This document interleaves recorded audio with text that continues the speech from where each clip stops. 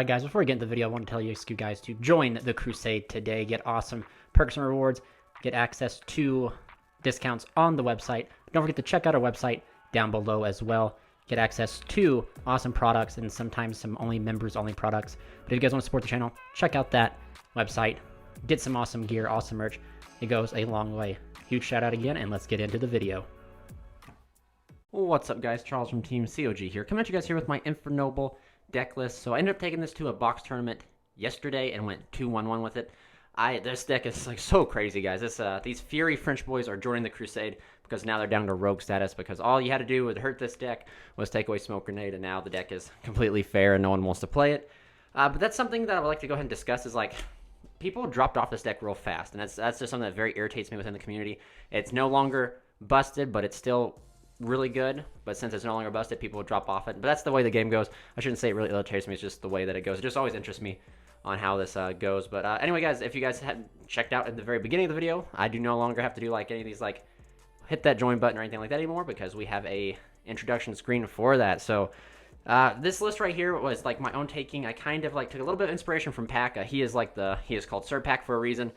He really hit this deck hard, but as soon as the Smoke Grenade hit, he didn't touch it for quite a while, and he recently came back to it and kind of touched base with it, and that kind of like, he has a lot of testing with the deck. I do not. So this is just my current list. So like, these are the choices that I wanted to play and choices that I wanted to like incorporate. So they will be changes made. Like, this is my first run with the deck, and I plan to actually play this in the upcoming format, just because it's still so good. It is just so good. The deck is just completely busted. But without further ado, guys, I'll showcase you my list. Just to go ahead and disclaim, this is no VFD in this list. If I was going to play VFD, I would play Virtual Worlds. My entire goal with this list is to end on Charles Savage Herald consistently, or Charles Savage Herald Gearfreak, Charles Savage Dragster Gearfreak, just some form of Infernobles, to where it's not just ending on VFD Pass, because at that point I might as well just play Virtual Worlds, the Volkswagen deck. But anyway, I'll go ahead and showcase you guys my list, and let's just jump into it. So to start off with, guys, I am playing 3 Renaud. Renaud is by far one of the best Infernoble cards we have. If you guys don't know what Infernobles do, or Infernoble Renaud does by any means, I'll go ahead and give a quick explanation of it. As long as you control a Fire Warrior monster, you can special summon this card from your hand, and then it can pick up a Fire Warrior or an equipped spell that is in your graveyard or banished, and then it's treated as a tuner. This card comes up a lot in your recursion, in your combos, and also just comes up and allowing you to play through hand traps. And yeah, I mean, not much more can be said about Renaud. He is remarkable. He was like 20 bucks for a reason. I don't know how much he is now, but he is worth every penny of it. I actually bought a lot of Toon Chaos because I was wanting to play this deck, and I bought tons and tons of Toon Chaos and never pulled a single one. I ended up pulling Roland, and I just kind of gave up after that. And neither did even pull Unit Gearfreak either, so I just kind of was like, all right, we'll wait for a while. And then the deck was tier 1 because it had Smoke Grenade, and then after Smoke Grenade and Link Cross went away, everyone just gave up on the deck. The deck can still do exactly what I did with Link Cross. It just can no longer rip all the board breaking cards, so we have to compensate that with side deck cards and stuff like that to counter like Dark Ruler, Droplets, etc. But anyway, 3 Renaud. Moving on, I am playing 3 Olivier. This guy is extremely good. He is a super powerful extender. You can send a Fire Warrior or an equipped spell from face up on your field or in your hand to summon him. He's treated as a level 1, and I think that's super cool. He's also a level 4 tuner, and he becomes a level 1 tuner when you do that as well. So that's really cool and really important how he comes up in a lot of plays as well. He's also very good extension to play through and around hand traps. I can't really speak much more except for just like he's that good. He has the ability that he can equip himself from the graveyard to a Fire Warrior monster, and they cannot be targeted by card effects, which is really cool and really good. You want to make your Charles like just a big beefy Charles, which is of course me in anime form. Yeah, 3 Olivier. Moving on, I am still on the 2 Ogier, and the reason I'm on the 2 Ogier, and I'm probably slaughtering these names, I did my best to get down my French, but I'm not French by heart by any means. Ogier is extremely good, and I play 2 of it. I know people put it down to 1, but I am a huge fan of the Gearfreak combo, where you just have to open like Ogier plus Durandal, or you have Ogier plus Durandal. So the deck has tons of combos. I'm just trying to remember. Ogier plus Durandal is a 2-card anti-hand trap combo or anti-Nibiru combo if you want to do it. Most people have already seen this combo. If you guys want to see combos, comment down below, and I'll gladly showcase them. Just to refresh you guys, because it seems like a lot of Infernoble content has just kind of faded away since the deck is, like I said, on the ban list. But anyway, this card is just a Foolish Burial for Fire Warrior or Noble Arm cards, which is really cool. That's why I choose to play 2 of it, is because in like Patrick Hoban's book Road to the King, or Book of the King or something like that. He advises people to play 5 normal summons in a deck, or especially strategies that are similar to this, is play 5 normal summons, and so we play 3 Neospace Connector, and OGRs are 5 normal summons that we want to normal summon. He also has the effect that in the graveyard he can equip himself to a Fire Warrior, and that monster cannot be destroyed by card effects, which is really cool. Again, I like playing 2. I think that 2 is correct. I think that you want to be able to stop hand trap since you no longer have Smoke Grenade, and you cannot hand loop as much. You rely more on Gearfreak in the list, and maybe I'm wrong. This is just in my testing. But I want to see and put up Gearfreak before my 5th summon, before I get to Halafibrax, because this deck is not an Isolde deck. This deck is a Halafibrax deck. If your opponent is hitting Isolde with hand traps, you're doing good, because that's exactly what Isolde is there for. So I just wanted to have the ability to establish something that I could protect Halcyon or protect my Isolde with when necessary, and that's what the Ogier and Durandal combo do, and I just wanted to maximize on the ability to see that. 3 is too many because you don't want to see too many of it. You can summon this card, it's just really good. I think that you should play 2 of it, in my opinion. You can definitely, it is a cuttable card if you choose to, but that's it for the not for the Infernobles. I almost said that's it for the Fire Warriors. We still have half a deck left of Fire Warriors to go, but that's it for the Infernobles. I would like to fit in Astolfo just because of the ability. It's an extender, and it has the ability to manipulate its level, which allows you, when you get hand trapped and you have to make awkward plays, it kind of compensates for those awkward plays that you can successfully synchro summon and stuff like that. I want to fit him in there, and also I'm a huge Fate fan, so Astolfo has to kind of fit in here. But I have a card that I think I'll cover that, which I'll talk to when I get there. But anyway, guys, moving on. I am playing 3 Gearfreaks. Gearfreak here is by far my favorite card. This is what made me want to play the deck, if you guys give me 1 second. I actually have the OG Gearfreak here. This card was the first card my friend Shane had ever given me that got me into the game. So when I heard they were revamping him and making him into something crazy, they made Immortal Phoenix Gearfreak. I was immediately sold on playing any deck that played him, whether it be Infernobles or just a Fire Warrior strategy. But yeah, this card is my first card I've ever had. If you guys even look at it, it's super, super beat up. It was my first card ever. I've held on to it all this time, so being able to play a deck that uses Immortal Phoenix Gearfreak was one of my long-time goals when this card was revealed. So this card, in my opinion, people have seen cut it to 2, to 1, to 3. I like it at 3 because, like I said, I really like the Infernoble, the combo where you open OG and you do that, but also because Gearfreak can carry the entire team on his back. That's how strong this card is. It is phenomenal with going second. It's a negate for going first, and then when you get into simplified board states, Gearfreak puts in the work, and it also can slobber up a Dragoon, which is something that the deck kind of struggles with, or most decks struggle with, but Gearfreak does not. But this card right here is just really good, in my opinion. I really cannot stress how I don't see playing 1 of it. I mean, yeah, you can brick on multiples, but you still want to see it. If I see this guy in my opening hand, I'm so happy, because that means no matter what goes throughout my combo, if I end on full combo uninterrupted, I'm going to end with a Gearfreak on my board as well. Or if I get interrupted, that means at the bare minimum, Gearfreak's going to be on my board at the very end, whether I'm just ending on a Herald and a Gearfreak Savage and a Herald, or a Charles Gearfreak and Herald. Something is going to be out there, and Gearfreak just kind of adds additional fire, pun intended, to your ending board. And then it's a good search to have on a following up, because on that follow-up turn, the turn 3, and you special this guy out, most times you don't even need to have access code in the extra deck, because your follow-up with Gearfreak, you're going to have more than enough damage on board, and it's just crazy.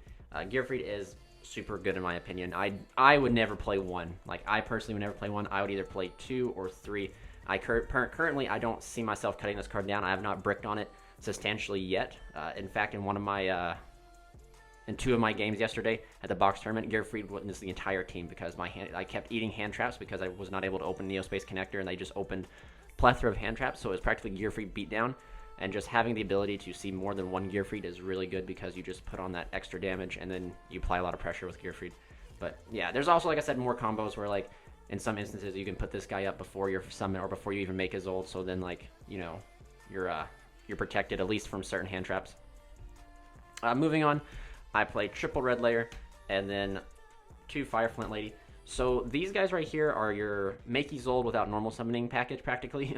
Red Layer is so good. Just free special summon Fire Flint Lady. As long as you control Word Monster, you can special summon it, and then you practically get to. It's just as long as you see these 2 guys in any iterations, you're gonna make Isolde without normal summoning, and that's super good, because that means no matter what hand traps they have, you still have your normal summon, and you can play through certain interactions on your Isoldes and stuff like that, which is really cool. And then Fire Flint Lady has the second effect that you can tribute it to special summon a card of Warrior from hand, which comes up when you open Gimba. People have been what happens when you open Gimba and you can't summon it off of Isolde? It's super simple. I can't believe people ask questions like that, but I guess I understand, because you don't see all these plays at one time. Like, I didn't know that, I totally did not read or did not even take into consideration that Cult Wing gains the level of the token. So Cult Wing's like a level 7 at one point in your combo, so it's just easier to make a level 8 synchro at that point than it is to go off that way. But if you happen to hard open Gimba, all you do is you summon Flint Lady off of the Azul, use Flint Lady's effect to tribute itself to summon out the Gimba from your hand, make Hulk combo off. There you go. It's super easy. But I do believe that is it for the Fire Warriors. You could potentially not play 3 red layer, but I mean, it is a free special summon. I do not see why you wouldn't. There's a pretty cool combo, or I wouldn't even call it a combo. There's a pretty cool card sequence where if you open red layer plus connector, you're going to rip your opponent for 2 cards and still combo off, which is crazy in my opinion. Moving on for the non-Fire Warriors, we are playing connector and Dolphin. I mean, let's be real. This card is like, as much as I would like to play the Sublimation Knight because it's a Fire Warrior, it's, you know, there's synergy, it looks cooler in my opinion. This engine right here is just so good not to. Like, the ability to look at your opponent's hand and get that type of knowledge is super important. You get to, like, actually construct your board in the way that you know that needs to be made, you know? Like, you know what you're playing against, you know what you're going against, you know if they have hand traps, you're ripping those hand traps out of your opponent's hand. Also, Neospace Connector will, if Neospace Connector gets ashed, it's done its job, you know what I mean? So, it's just really good. And Aqua Dolphin, I really understand why people want to play more Aqua Dolphin, because this card is just so good. You normal summon it, if you hard open it, look at your opponent's hand, special summon, and a Fire Warrior and a Warrior Extender from your hand, which almost all of your cards are. And then you just get hand knowledge, which is super important, which is why this deck, I believe, is being slept on. It's because this deck still has the ability to get hand knowledge, and that is so important. Like, that right there, being able to know what your opponent's playing, being able to know how to construct your boards to counter what they're playing, or rip out problematic combo pieces from a deck. Because when I played back in the old format, when this deck was tier 1, and I played Crusadias, I never worried about a person ripping, like, my board breaking cards. I worried about them ripping my Crusadias from my hand, and that actually happened multiple times, where they'd hand loot me for, back then it was Smoke Grenade, with like 3 or 4 cards, and it like they would leave me my powerful spells, but they just rip my Crusadian names from hand, so I had to like hopefully top deck into like a powerful card. Like, it was just crazy. But that's what's really important with Aqua Dolphin, is the hand advantage, the hand knowledge, giving you board advantage, because then you know how to construct your board to counter your opponents, what they're playing, you know what I'm saying? And then of course, if they have hand traps, you have the ability to rip them out so that you don't have to eat them. And then again, you have the ability, if they don't have either one of those, and you don't, and like you get the knowledge of what your opponent's playing, you get to rip out important combo pieces from their deck and get to play that way. I was able to hand loop someone for 4 cards during the tournament, because Neospace, I was able to rip 2, then made Omega, and then UDDR to bring back Omega and rip another one. So it's you know, it's fun. Like, the deck has so many different avenues in which it can do. It's just unreal. But for the final 2 bricks of the deck, we are rocking 1 Cult Wing and 1 Despot 001. This card is not much of as a brick as Cult Wing is, because you can summon this from the hand thanks to Hulk. But if you have an open Cult Wing, it is kind of rough. I mean, you can still combo off. It just makes the tokens and the impact in your summoning on the Aurodon more, you know, like more impactful. Like, you're not going to get back, you're not going to be able to summon out the Cult Wing and get those extra tokens and that 001 back out. You practically have to make do with what you get. You can easily pitch this off of like DDR, off a Barricade Board Blocker, to be able to reborn it if you open Monster Reborn, but then, you know, you gotta have it, you know what I mean? Like, you just gotta have it in the sense that it still sucks to open, but I mean, not much more can be said about it. You can play with it. It's not like people are like, oh, you open the Cult Wing, you can't play, game's over. No, you still can put up like a Charles and put up a Herald or a Savage if your hand is decent enough with the Cult Wing. But yeah, so these 2 are the final bricks in the deck, I would say. Now, moving on to why this deck is so consistent is because we are rocking 3 Heritage of the Chalice. I have these OG from the set that came out of, which was the Soul Fusion. I don't like the Prismatics. I think the Ultras look better in my opinion. But this card searches out any Infernoble card you want, Noble Arms or Noble Knight. You get it. I mean, so there's 3 Rhodas there, and then you have Rhoda here. So all your Infernobles are at 6 practically, and OGers at 5, and then your Neospace, they're at 7 because of Rhoda. And then an OGer is at 6, and then your I almost called it Noble Knight Connector. Your Aqua Dolphin and your Neospace Connector, they're all at 2 and 4 thanks to Rhoda. So like, that's why this deck is so consistent, and it's just crazy. Something that can come up is if they happen to destroy Charles or destroy Azul, and this is in your graveyard by battle, of course, like, you can add this back and get more recursion to get that Renaud for a follow-up, which is really good. Moving on to the equip spells, we are playing 3 Durandal. So actually, this right here counts as any Fire Warrior. So you play like 12 copies of Renaud, 12 copies of Oliver. You play just, you know, it's just crazy. This right here searches out any Fire Warrior, which is really good because you can use this to search out, except for Gearfreak. It's level 5 or lower. You can use this to search out Fire Flint Lady. You can use this to search out Red Layer. It's just so good. And then if this happens to be equipped and the card gets sent to the graveyard, you can Monster Reborn a level 5 Warrior, I believe, but you're locked into... Yeah, you can target one level 5 warrior in your graveyard, special summon, but you're locked into warriors. That should not come up, the restriction, because if your monster's getting beat on your turn, you're not going to summon on your opponent's turn, so like that's okay. You just bring back a Red Layer to kind of chum block an attack or something like that, which is okay. But 3 Durandal, 3 Living Fossil. So when I first picked up this deck, I was playing like this reverse order. I was playing 2 Living Fossil and 3 DDR, but I decided to go this route. And this route came from inspiration from Pack. You just want to use the power tool to grab this to bring back the Gimba. And then Gimba will banish itself, and then, I mean, like, after that point, you don't really need Gimba. You want to use, like, the DDRs to bring back, like, Oliver and stuff like that, or Olivier. But, anyway, 3 Living Fossil, double DDR. This was very interesting to me when I finally picked up this deck, and I played, like, the Power Tool version, the Power Tool Turbo version. I was like, DDR is so busted. Why are not people playing 3 of it? And kind of just found out it really doesn't matter which one you choose to play.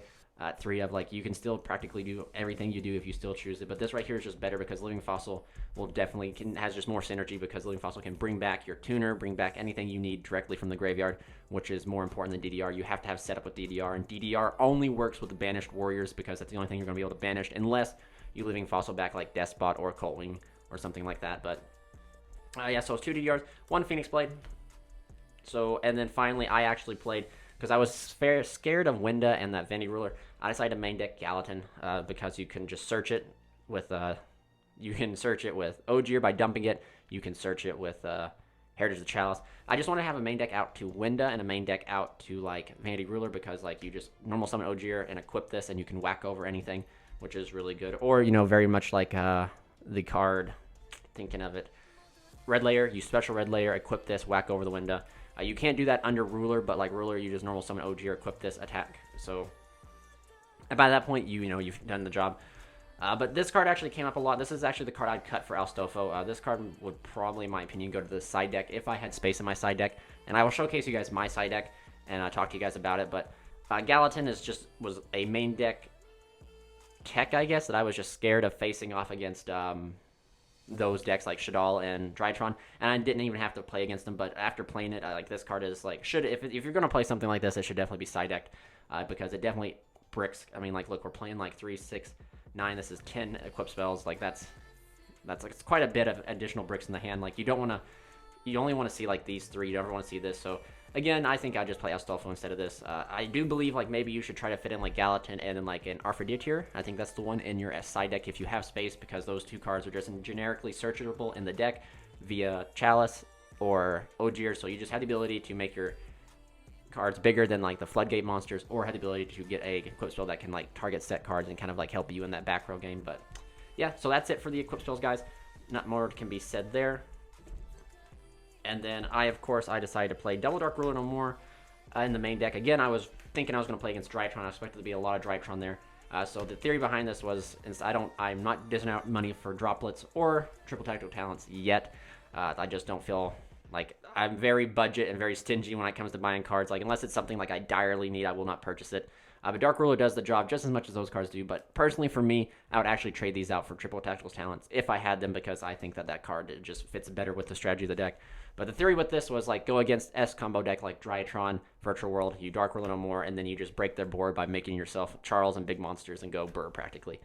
But after I lost a Mystic Mine, like that deck should not exist. He actually game 3 he went Prohibition, called Cosmic Cyclone, and then demised the land me as soon as I committed, and I really had no way to play around it because I had Cosmic Cyclone in my hand, so I couldn't get rid of Prohibition. So cards like that should not exist in the game, in my opinion. So Konami, if you watch my videos, you know what to do. Finally, for the final card in the deck, 1 Monster Reborn. This card is just a super powerful extender, and like you don't really need to play Call by the Grave because like you have Neospace Connector, which is going to be able to see your opponent's hand traps, rip them out. That's also one of the arguments that people were saying that they went away from playing Power Tool because of Droll being in the format. Droll does absolutely nothing to this deck, to be honest with you. Like, yeah, it stops your Power Tool search, but at the same time, like that's not like the dire point of your combo. You know what I mean? So I just feel like that's not a valid argument. And plus, you play Neospace Connector, like why should you fear Droll if you have played Neospace Connect? You know what I mean? Like, if you open a bad hand and you're forced to use, like, Rodor Herald's the Chalice first, and then they Droll you, I mean, yeah, it kind of stinks, but most times the first search you're going to do is off of your Isolde, and you can just easily skip that step and then just make your first search off of the power tool, and then, like, they Droll you there. It's like, whoop-dee, you did nothing. But that's just my opinion. Moving on to the extra deck. I played double Isolde. You have to play two, in my opinion. You don't want to play one because the second one does come up. Especially if they answer the first one, you can just make a second one. Like this card right here, this card's main sole purpose is to bait out every hand trap, so then your Halifabrax will resolve. And that's just something that this card did a lot. Like, everyone hit this card. And I actually, like, my lack of experience with the deck, I would make Isolde, and then they would impermanent, or they would effect Veiler, and I should have special summoned out a warrior, made the other Isolde, and just been like, get wrecked, duelist. But my lack of experience with the deck, I forgot you could do that. So moving forward, now that I remember that, it's going to come up. But 2 Isolde, 1 Hulk. This is a Hulk deck. It's really important that Hulk resolves. If Hulk actually does not resolve, you're pretty much, is not looking good, because you need that Despot 001 tuner in order to get your plays going. So, like, yeah, if Hulk does not resolve, you're in a rough scenario. I actually have not had this card not resolve because everyone hits Isolde, or I'm able to look at the people's hands and stop and, like, rip out hand traps or Gearfreaks on the field to stop them from touching Hulk. But I have yet to not have this card resolved, but I can tell you, I can already feel it's going to be detrimental to the strategy, so Hulk must resolve. On Barricade Board Blocker, I actually got this from Pac himself, because I kept running in out of space and stuff, and then one day I watched one of his live streams, and he played this because Aqua Dolphin, when you do the Aqua Dolphin, like, hand loop stuff, Aqua Dolphin's still on field, so you just make Aqua Dolphin and the Despot that you summon off a Hulk into this, and then this and Hulk become Auroradon, the big silly plane. So take that from him, not my own personal idea. So give credit where credit's due. 1 Nightmare Unicorn. A Nightmare Unicorn's actually really good. Isolde is a 1-card unicorn. I don't know what else to explain. Like, that's really good for going second. Like, you just either resolve Isolde again, and then you just can shuffle cards back. Or when you're going into game 3 is what I meant to say instead of going second. Is when you go into game 3, you can just summon Unicorn and then spin a card back. You summon Isolde, get a free search, make Unicorn, and it's just free. That's all I can say. And it's free like that, yeah. Moving on, we are playing One Big Silly Plane. This card is pivotal to the entire combo. This gives you your tokens, which allow you to actually do stuff that your deck should be already do anyway, but Konami didn't design it properly. This card right here just gives you tokens, allows you to summon the Cult Wing from your deck. And then in later games, or practically in some scenarios, Auroradon is a very aggressive card, because instead of, like, sacking it off to summon out Cult Wing, you can sack off a token and destroy a card, which is really good, in my opinion. I am playing 1 Avermax. This red card should be the access code talker, but like I said, I'm not one to dish. I've never needed access code talker until now, and I just haven't had the time to get an order put in. And if I feel like it's getting ready to be reprinted, so I'm just kind of hesitant of spending that amount of money on it. But this right here should be a decode talker, or not decode talker, access code talker, because it's just so easy to make. But Avermax, you can make it just about, I wouldn't say just, it just requires a little bit more setup than access code. Of course, that's that's the reason why people play access code over, like, Avermax, unless you're playing Avermax because you like him. But that's just my theory. It's just another card you can put up here that can, like, apply a lot of damage. But in most cases, I found myself not even needing to go in this, because you just have so much big monsters on the field. You have Charles, Savage, and a Gearfreak most of the times, because you can search them. And that right there is 369. That's 9,000 damage. Charles will be able to pop a card, and then, like, again, like, you just have the ability of all your extra extenders, because this deck has great resource management to go into a Unicorn, to be able to shuffle back other problematic cards and just swing in for a lot of damage anyway. But you just wanted to have a Link 4 that you could go into that would actually do something. And since I didn't have access code, Avermax was the best option.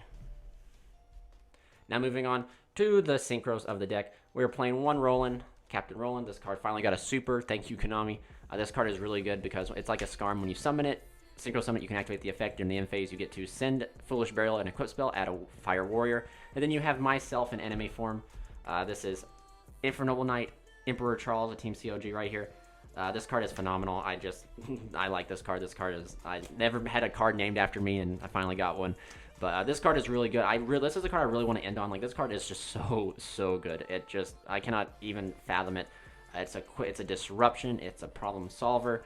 And then at the end phase, it allows you to equip from the from the graveyard and from the deck, which is super crazy. And then when you equip those Infernobles from the deck, you get, like, the crazy effects of can't be targeted or can't be destroyed by their own effects, which is really good. And these two just have really good synergy, because when you synchro this off, this has the quick effect that it can equip itself from the graveyard, which then of course makes Charles a quick effect Trident, which is really cool in my opinion. So, like, this is like the main reason I wanted to play this deck, is because of these two guys. So not much more can be said. Balmug here is shout out to Asian Persuasion. He's the one that brought this to the Infernoble community. You just end up making Charles, and then you make this on the first Colt Wing. You then just equipped anything you want to Charles or Balmug. Charles will trigger, destroying Balmug, and Balmug will bring back out the Colt Wing and then give you 2 more tokens, and the Despot will come out, and then you just get, to construct your board from that point on. Whereas it was less extension before this card was brought to the light, which is pretty cool. But yeah, he's pretty cool. He kind of fits in. I wish he was a fire. He'd kind of fit the strategy a little bit more, but he is an awesome card. He's a warrior too. He's level 4. He's 2100, so I mean, like, that's nothing to kind of, diss at. But moving on, we're playing 1 Herald of the Arc. Like, we are one of the decks that can still play Herald. This card is so good against Forbidden Droplets and also good against Drytron, because as long as it sits here, any card they destroy in their hand that would go to the graveyard, like their Bitten Tints or other Drytron cards, they're going to get banished, which is crazy. And then since this card says that any card sent from the hand is banished instead, they cannot Forbidden Droplets you, which is really good. And then whenever they try to make an aggressive move against, against the Herald, which is normally like Drytron Nova, you just have Charles here, which is going to be able to go like Roland, effect pop, and just say no, which is, really good in my opinion. Herald's really good. I'm always trying to end on it because it is an Omni Negate as well. And like I said, if they try to go in the battle phase to force it, Charles says no, so it's just pretty nice. I am still playing 1 Power Tool Dragon. I like Power Tool Dragon. There's just so many cool things you can do with this card. It gives you access to the most busted equip spells in your deck, and then it's at that point you just use the Auroradon to fodder it off for Colt Wing. If you already open Colt Wing that gives you this, you can just like search out if you search out your equip spell, which could be like Living Fossil, bring back the level 1, bring back whatever you want, synchro into Savage, synchro into Omega. Like, it's really good. I don't understand the people that are not playing this because they're scared of draw. Like, it just makes no sense to me, because it's just such a good card. But anyway, I'm playing 1 Dot Dragster. Now this is probably one of the cards that people have not seen in the extra deck before, and the reason I'm doing it is because in like the second time you bring back the Colt Wing, you can make this with like Despot and something else, Despot and the 2 tokens. And there's no point in making another Power Tool because you don't play enough equip spells to actually guarantee you'll get a good one. At the point that you reveal your 3 equip spells, they're definitely going to give you one you've already used. So this is just a follow-up that you can make and end on it as well. I just think it's a really good level 7. I thought about playing the Riser Dragon, but like there's no need for me, like at the point in the combo where I make the Dragster or where I would need the Riser Dragon, there's no point in me making it, because I'm not going to, it's not going to do me anything, and then it would take up an extra space, because all I could think of doing with Riser at the point of the combo where I'd make the Dragster is to send a red layer from the deck to the graveyard, make it a level 2, and then once I use my level 8 negate, I can just use like the Riser Dragon's quick effect to like synchro into Satellite Warrior, which would take up another space in the extra deck, and I didn't want to do that. But Dragster's good, in my opinion. I mean, you can make it just as easy as you can make another Power Tool, so like I said, yeah, do whatever you want. Then you can finally play, I play 1 Omega and then 1 Savage Dragon. Savage is, why not? You make 8s, so might as well play Savage. And then Omega is just kind of like a tech choice, in my opinion. I don't think a lot of people play this card anymore. I really like the hand loop game. I like once I'm like 2 cards in of a hand loop, my entire mentality goes from constructing a board to rip their entire hand out. And that's what Omega allows you to do. Or at least, rip a majority of their cards to where like they only have 2 cards in their hand and you have 2 Omni Negates to stop both cards. So that's like really the my mindset when I do that. But yeah, not much more can be said. And then of course my 3 tokens that I use for the Auroradon and the Colt Wing. But yeah, guys, thank you guys so much for watching. Remember, this is not gospel. This is just my current list. If you guys have any sort of like positive criticism, please leave it down below. If you guys would like to see test hands or combos, also leave that down below. But thank you guys so much for watching. This has been Charles from Team COG, signing out.